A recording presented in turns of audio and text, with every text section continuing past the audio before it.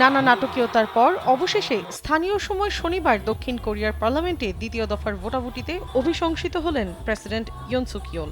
এদিন পার্লামেন্টের অধিবেশনে অংশ নেন ৩০০ জন আইন প্রণেতা। অভিশংসন প্রক্রিয়ায় ইয়নের বিপক্ষে ভোট পড়ে ২০৪টি, পক্ষে ৮৫টি। ভোট দেয়া থেকে বিরত থাকেন ৩ জন আর বাতিল হয় ৮টি ভোট।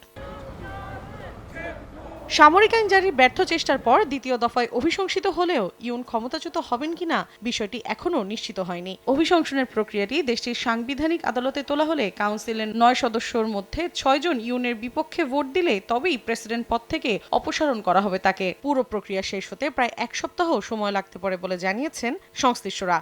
এরপর পরবর্তী প্রেসিডেন্টের জন্য ৬০ দিনের মধ্যে একটি নির্বাচনের ব্যবস্থা করবে দেশটির সরকার। আপাতত দেশটির ভারপ্রাপ্ত প্রেসিডেন্টের দায়িত্ব পালন করবেন হান ডাক-সু।